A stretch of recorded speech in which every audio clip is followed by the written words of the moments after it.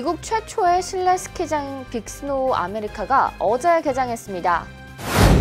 공항 입국 심사에서 카카오톡 채팅이나 SNS를 보여줄 것을 요구하는 경우가 있는 것으로 보입니다. 뉴저지주 표준시험인 뉴저지 학생학습평가의 학군별 합격률이 발표됐습니다. 스템 OPT 취업이 까다로운 것으로 나타났습니다. 지휘자 김은선이 미국에서 여성 최초로 샌프란시스코 오페라 음악감독으로 발탁됐습니다. 차량 공유 서비스 업체인 우버와 관련된 성범죄 사건이 지난해에만 3,000건 넘게 발생한 것으로 드러났습니다. 뉴저지에서 일회용 플라스틱을 퇴출하기 위해 법안 심의에 착수했습니다. 필 머피 뉴저지 주지사가 6.625% 판매세를 7%로 인상할 계획을 밝혔습니다.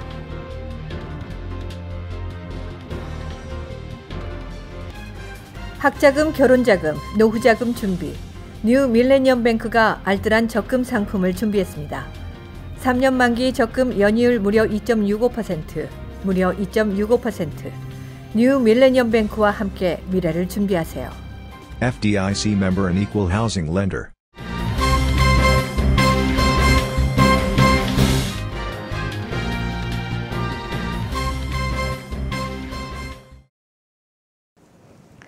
시청자 여러분 안녕하십니까? KBTV 뉴스9 전유진입니다. 첫 번째 소식입니다. 미국 최초의 실내 스키장 빅스노우 아메리카가 어제 개장했습니다. 대규모 쇼핑과 엔터테인먼트 단지인 아메리칸 드림에 더욱 많은 사람들이 방문할 것으로 보입니다. 현장에 박정우 기자가 다녀왔습니다. 빅스노우 아메리카에는 18만 스퀘어피트 넓이의 16층 건물 높이의 스키 슬로프가 설치됐습니다. 스키장 외에도 얼음 등반벽이 설치됐고 식당 등 편의시설이 함께 마련됐습니다. 이 실내 스키장은 인공눈을 사용해 사계절 스키를 탈 수 있도록 했습니다. 일반 스키장과 다른 점이 있다면 녹아내린 인공눈이 물이 되면 리사이클해 다시 사용할 수 있도록 설계됐다는 것입니다. 실내 스키장 내 온도도 운영자가 적절히 조절을 하고 매일 인공눈을 뿌려 스키나 스노보드를 타기 적절한 환경을 만듭니다. 개장한 지 이튿날인 오늘 스키장은 인산인해를 이뤘습니다. Yesterday we had about 750 people here. Today we have about 500 so far, and we're open till 10 p.m. tonight. 입장료는 방문하는 시간대에 따라 상이하지만 종일권 가격은 49.99불에서 52.99불 사이입니다. 3일 방문 패키지는 129불입니다. 2시간 이용권은 29.99불에서 31.99불에 구입할 수 있습니다. 최대 6번 방문할 수 있는 2시간 이용권 패키지는 99불로 저렴한 편입니다. 스키장의 운영은 몬트빌에 위치한 스노우 어퍼레이팅이 맡았습니다. 최고 경영자인 조 해셔는 아메리칸 드림이 뉴욕을 상징하는 곳이 될 거라고 성공을 자신했습니다. It's great. We live in Westchester County, but we were here in well under an hour, and we hit the slopes quickly, and the girls are having so much fun. It's really fun. They even make that fun because of the S, and just like they make it fun for like. 아메리칸 드림몰은 스키장 외에도 드림웍스 워터파크와 유니버스 테마파크가 들어섰고 236피트 높이의 뉴욕시를 감상할 수 있는 대관람차도 설치돼 큰 화제를 모았습니다. 주차료는 발렛비 10불을 제외 무료입니다. 최초의 실내 스키장인 빅스노우 아메리카 드림이 뉴저지의 랜드마크로 자리 잡을지 주목이 됩니다. KBTV 뉴스 박정우입니다. 최근 미국 입국 심사 과정에서 간혹 입국 심사관이 카카오톡 대화 내용은 물론 개인적인 내용의 사진까지 공개할 것을 요구하고 있습니다. 얼마 전 한인 김 씨가 연방세관 국경보호국 소속 한인 심사관으로부터 인스타그램과 카카오톡, 페이스북 등 소셜미디어 계정뿐만 아니라 사진첩과 동영상까지 모두 공개할 것을 요구받았습니다.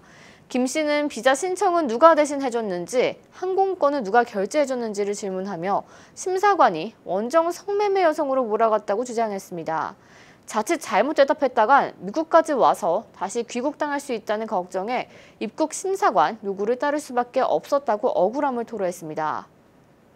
이에 관해 이민법 변호사들은 현재 미국 입국 심사 과정에서 국토안보부 소속 심사관들이 국가 안보를 이유로 압수수색 영장 없이 노트북이나 핸드폰을 압수해 SNS 등 사적인 내용까지 확인할 수 있다고 발언했습니다. 방문 목적, 정확한 체류지, 연락처, 방문 일정 등을 밝혀야 하며 허위 진술이 드러나면 입국이 거부되거나 자진 출국을 요구받을 수 있다고 조언했습니다. 올봄 치러진 뉴저지주 표준시험인 뉴저지 학생 학습평가의 학군별 합격률이 발표됐습니다. 표준시험은 학생들의 학업 성취도를 파악하기 위해 매년 3학년에서 11학년을 대상으로 실시되는 시험입니다. 기존과 달리 시험 응시가 선택사항으로 바뀌어 11학년 성적은 발표되지 않았습니다. 시험은 영어와 수학 두 과목으로 구성되며 1단계 기준 미달에서 5단계 기준 이상까지 총 5개 단계로 평가됩니다. 4단계 이상이면 합격입니다. 이 시험에서 뉴저지주 팰리세이즈 파크, 포트리, 리치필드, 레오니아와 같은 한인 밀집 지역 학군 아시안 학생 합격률이 영어 57.8%, 수학 44%로 높은 것으로 나타났습니다. 한편 학군 간 학력 격차는 여전히 큰 것으로 나타났습니다. 팰리세이즈 파크 학군의 10학년 영어 시험 합격률은 45.7%인 반면 포트리의 경우 76.2%로 30% 이상의 격차를 보였습니다. 영어 합격률이 가장 높은 것은 테너플라이였습니다. 테너플라이는 펠팍 등 일부 한인 학군과의 격차가 2배 가까이 됐습니다. 수학 합격률에서도 비슷한 경향을 보였습니다. 저학년에서도 격차가 뚜렷하게 나타났는데 펠팍 리치필드의 5학년 영어 합격률은 50% 초중반대인데에 반해 포트리와 레오니아는 60% 중후반대를 기록했습니다. 버겐 카운티 북부 지역의 테너플라이, 크레스 스킬은 모두 80%가 넘는 높은 합격률을 보였습니다. 아시안 학생들이 전체주 평균을 상회하는 성적을 보이고 있지만 학군 간 합격률 격차는 상당한 것으로 보입니다. 과학, 테크놀로지, 공학, 수학 분야를 일컫는 스템 분야의 취업이 생각만큼 쉽지 않은 것으로 드러났습니다. 최대 3년까지 OPT 신분을 유지할 수 있는 반면 자격을 유지하기 위한 필요 조건은 더 까다롭습니다. 박정우 기자의 보도입니다. 유학생들 사이 스템 분야는 취업을 위한 좋은 기회로 여겨집니다. 전공 자체가 유망 분야이다 보니 기업에서 많이 구인하기도 하고 전문직 취업 비자인 H-1B 비자 사전 접수 신청자 추첨에 응할 기회를 가질 수 있습니다. 일반 OPT는 기간이 최대 1년인데 비해 스템 전공자들은 24개월 연장이 가능해 최대 3년까지 일할 기회도 주어집니다. 이러한 장점 때문에 실제 OPT 취득자도 급격히 증가하고 있습니다. 2016년 일반 OPT 취득자는 8만 5천 명이었던 데에 비해 스템 OPT 취득자는 17만 2천 명이었습니다. 2008년 스템 전공자가 3만 4천 명이었던 것을 비교할 때 빠른 속도로 그 수가 늘고 있는 것을 확인할 수 있습니다. 한편 스템의 경우 취업한 회사가 정부의 전자고용인증 프로그램인 E-Verify에 등록돼 있어야 해 까다롭습니다. E-Verify는 취업비자, 워크퍼밋, 영주권, 시민권 등 직원들의 합법 취업 자격을 온라인으로 확인할 수 있는 프로그램입니다. 문제는 이를 제공하는 회사가 제한적이고 보편화되지 않아 이를 모르고 있는 회사들도 많다는 것입니다. 중소규모 회사 면접 시 요구하면 당황하거나 거절하는 경우가 흔한 것으로 전해졌습니다. 첫 1년 OPT는 아무나 쉽게 할 수 있지만 2년째 연기할 때 많이 까다롭습니다. 그 고용주가 꼭 E-Verify라는 그 업체이어야 하는데 이게 제일 문제입니다. 현행 미국 법상에 미국 내 모든 사업체는 이민국이 관할하는 이 시스템에 등록을 해야 하고 직원을 뽑을 때마다 이 시스템을 통해서 지원하는 자가 미국에서 일할 수 있는 사람인지 아닌지를 확인해주는 시스템인데 문제는 대부분의 미국 업체들이 이 법을 아직 몰라서 아직까지도 여기에 등록을 안 하고 있는 업체가 너무나 많기 때문입니다. 그래서 가능한 꼼꼼하게 정보를 찾아보고 회사가 E-Verify를 지원하는지 확인해야 합니다. 그렇지 않다면 스템 OPT의 24개월 연장 신청 6개월 전부터 필요 조건을 충족하는 회사를 찾는 편이 좋을 듯해 보입니다. KBTV 뉴스 박정우입니다. 지휘자 김은선이 샌프란시스코 오페라의 음악 감독으로 발탁됐습니다. 2020년 8월 1일부터 5년간 맡게 될 것으로 보입니다. 이로 인해 미국의 메이저 오페라단에서 음악 감독직을 맡은 첫 여성이 될 것으로 예상됩니다. 보수적인 클래식 음악계에서 여성이, 그것도 외국 출신의 여성이 주요 오페라 하우스의 음악 감독을 맡게 된 것은 매우 이례적인 일입니다. 한국인이 세계 주요 오페라단의 음악 감독을 맡은 것은 지휘자 정명훈 씨에 이어 두 번째이자 한국인 여성으로는 처음입니다. 샌프란시스코 오페라는 규모나 영향력에서 뉴욕 메트로폴리탄 오페라에 이어 미국에서 두 번째로 큰 오페라단입니다. 차량 공유 서비스 업체인 우버와 관련된 성범죄 사건이 지난해에만 3,000건 넘게 발생한 것으로 드러났습니다. 성범죄 유형은 강제 접촉 행위에서 성폭행까지 다양합니다. 전년도보다 줄은 수치지만 여전히 높습니다. 보도에 이창훈 기자입니다. 우버는 지난 2018년 13억 건의 운행 건수 가운데 3,045건이 성폭력 관련 보고가 접수됐다고 밝혔습니다. 성희롱 발언 신고 건을 제외하고 성범죄 사건 중 성폭행이 245건으로 7.7%, 성폭행 미수는 280건으로 9.2%를 기록했습니다. 해당 사건 가해자 중 56%가 승객이었고 44%가 운전기사였습니다. 잦은 사건 사고 발생 탓에 논란에 휘말렸던 우버는 안전문제 조사 결과를 공개하고 지난해부터 자세 앱에 911 버튼을 집어넣는 등 예방 조치를 강화했습니다. 그 결과 2017년 10억 건 중 성폭행 229건을 포함 총 2,946건에 달하던 성폭력 발생 비율은 전년보다 줄었습니다. 이에 대해 우버는 성폭행 사건이 벌어질 확률은 500만 분의 1 수준이라며 심각하지 않은 수준임을 강조했습니다. 일반 택시와 비교해 심각성을 판단할 지표는 딱히 없는 실정이지만 안전상의 문제는 근절돼야 할 것으로 보여집니다. KBTV 뉴스 이천입니다. 뉴저지 주의회가 비닐봉지 등 일회용 플라스틱 제품 사용을 줄이기 위한 입법 절차에 들어갔습니다. 내년부터 뉴욕에서는 비닐봉지 사용을 금지하는데요. 뉴저지도 이에 동참할지 김경민 기자가 보도합니다. 뉴저지주 상원예산위원회는 일회용 비닐봉지뿐 아니라 스티로폼 포장용기, 플라스틱 빨대 등 일회용 플라스틱 제품 사용을 전면 금지하는 내용의 법안을 심의했습니다.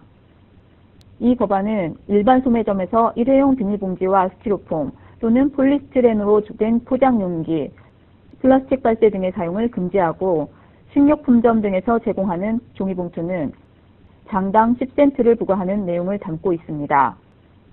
종이봉투도 유료화 말고 사용을 금지하자는 의견이 있어 심의 과정에서 이 내용도 다룰 것으로 보입니다.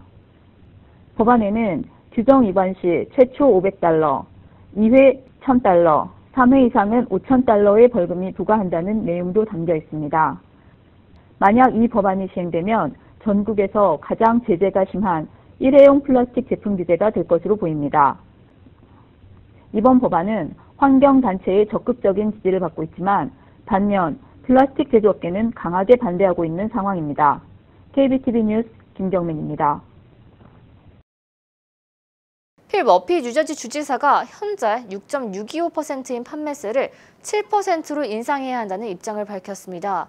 필 머피 주지사는 2018년 취임 이후 판매세 인상을 추진해왔지만 주의회 반대로 번번이 무산됐습니다. 머피 주지사는 최근 공무원 인건비 상승 등으로 인해 주 정부 지출이 커지고 있다며 $100만 이상의 고소득자의 소득세율을 높이고 부자 증세와 판매세 인상을 통해 주정부 예산을 확보해야 한다고 밝혔습니다. 이와 관련 스티븐 스위니 주상의원장과 주의회 수뇌부는 반대 입장을 고수하고 있습니다. 스위니 의장은 부자 증세와 판매세 인상 대신 연간 재산세 인상률을 2% 이하로 제한하는 현 규정을 완화해야 한다고 강조했습니다. 또한 주 정부가 제공하는 교육 지원금이 줄어 예산 부족 현상을 겪고 있는 학군에 한해 재산세 인상률 제한 규정을 유예해야 한다고 전했습니다. 주의회 수뇌부와 입장이 상반되는 만큼 필 머피 주지사의 계획이 성사될지 귀추가 주목됩니다.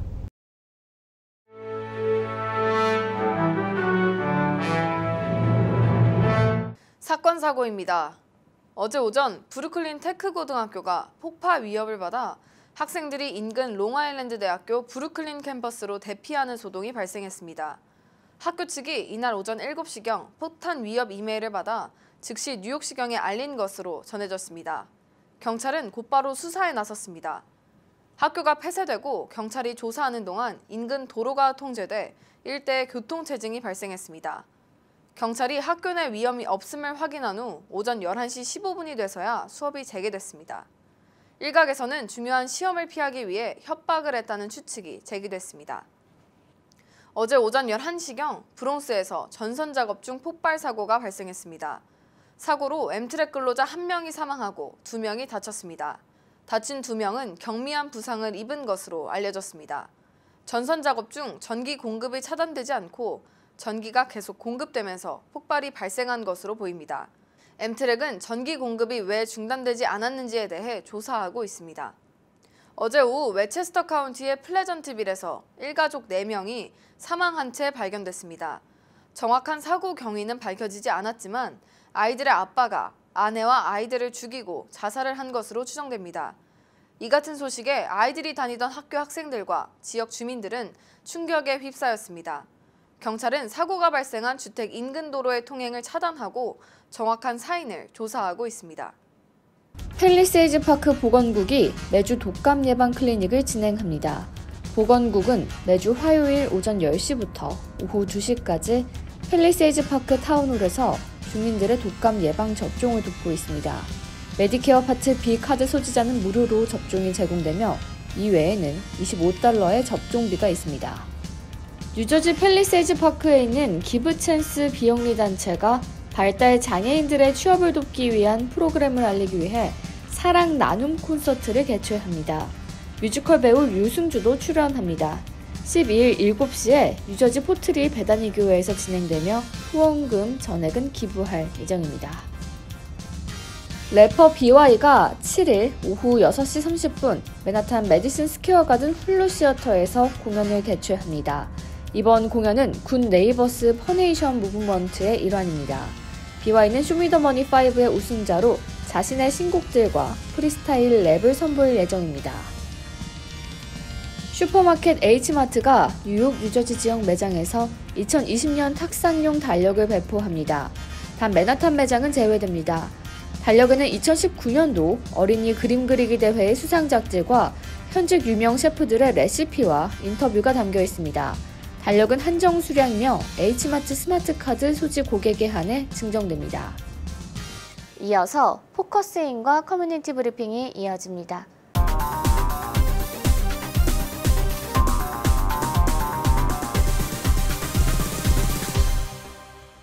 네, 어느덧 12월입니다. 2019년도 거의 다 지나갔는데요. 오늘은 뉴욕 노인 상조의 신임 회장 배광수 회장 모시고 2019년을 좀 돌아보고 2020년에 대해서 짚어보는 시간 갖도록 하겠습니다. 네, 안녕하세요. 네, 오늘도 나와주셨는데요. 이제 노인 상조에는 회원들이 내는 돈을 관리하는 단체잖아요. 그런데 이제 23년 정도 설립이 됐는데 별다른 잡음이 없이 흘러가는 것 같아요. 네, 그 비결이 뭔가요? 네, 첫째는 우리가 선배님들이 해온 것을 그대로 이어받아서 책임 있는 우리가 집행을 하고, 또한 우리가 우리 직원들이 업무를 공유를 합니다. 그래서 다 우리가 서로 알 수 있도록 오픈이 되어 있습니다. 그래서 조금이라도 이상이 있을 수가 없으며, 또한 우리 감사님들 2분 계셔가지고 매월 감사를 실시하고 있고, 또 우리 이모님들이 계시고 이사회가 3개월 만에 있어가지고 모든 것을 철저하게 합니다. 그래서 아마 제가 생각할 때 어느 단체보다도 잘 되어 있어서 다른 데 귀감이 되고 있다고 생각하고 있습니다. 그래서 우리는 서로 그러기 위해서는 좋은 직장이 돼야 됩니다. 서로 불만이 없고 사랑하며 서로 격려해서 우리 직원들 간의 화합함으로써 또 오신 우리 상조 회원들에게 기쁨을 드리고 함께 할 수 있을 때, 내 직장이 내 행복일 때 사고를 치지 않는 그런 건강한 우리 상조가 될 수 있다고 생각해서 그렇게 하고 있습니다. 네, 정말 이제 모두가 그렇게 사랑을 나누는 그런 모임이 되면 좋을 텐데요.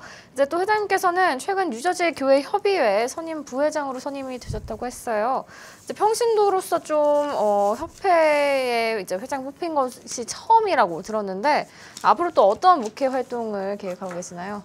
예, 제가 좀 부족하지만 젊었을 때는 주로 지향군인회 또 사법자문위원회, 경찰자문위원회 통해서 우리가 좀 문화적으로 좀 약해져 있고 모르는 것을 많이 알고 서로 이런 기관들과 협조하는 일을 많이 해왔습니다. 지금도 지향군인회 일을 보고 있고요.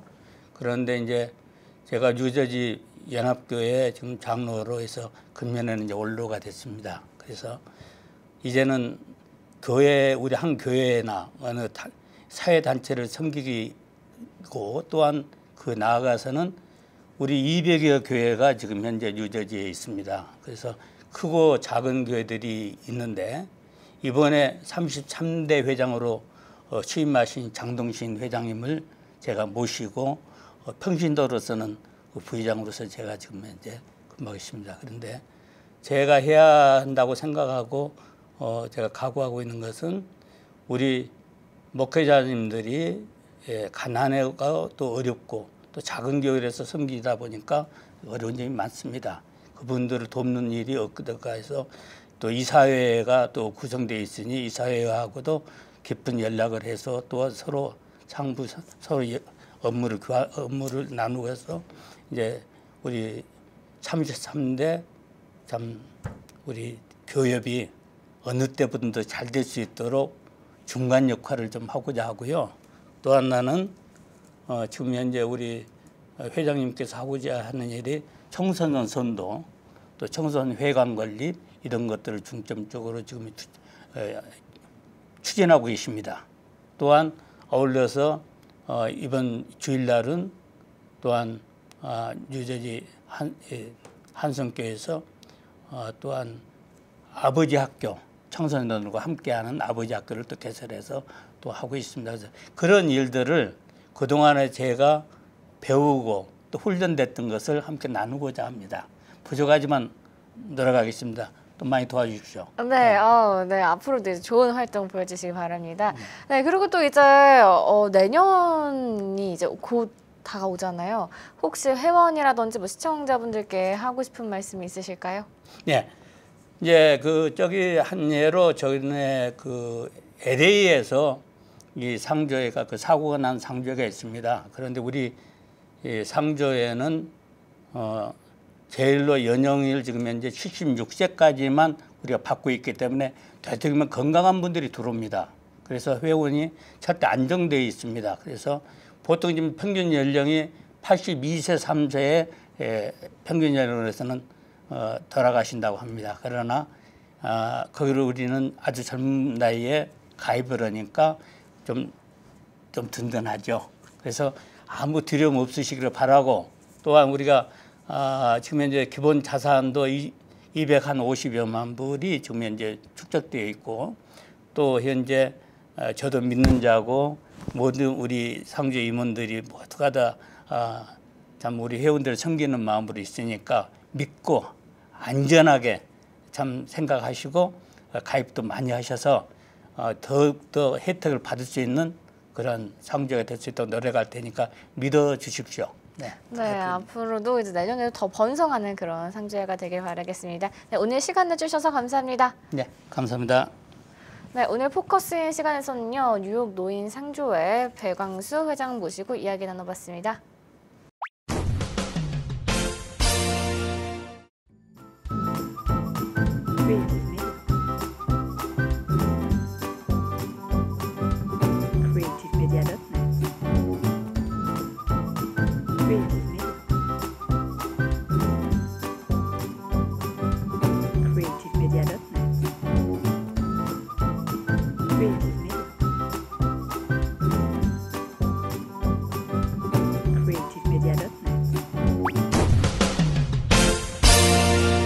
이어서 환율과 증시 전해드립니다.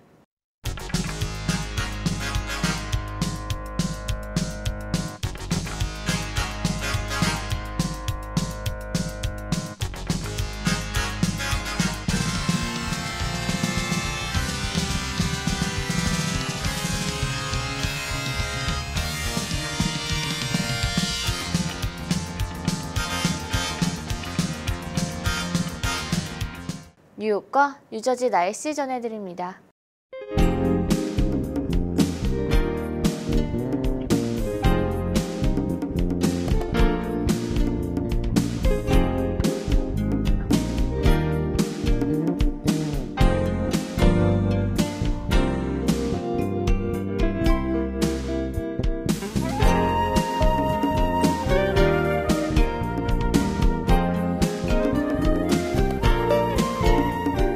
오늘도 KBTV 뉴스9을 시청해주신 여러분 고맙습니다. 편안한 저녁 보내시기 바랍니다. 학자금, 결혼자금, 노후자금 준비. 뉴 밀레니엄 뱅크가 알뜰한 적금 상품을 준비했습니다. 3년 만기 적금 연이율 무려 2.65%, 무려 2.65%. 뉴 밀레니엄 뱅크와 함께 미래를 준비하세요. FDIC member and equal housing lender.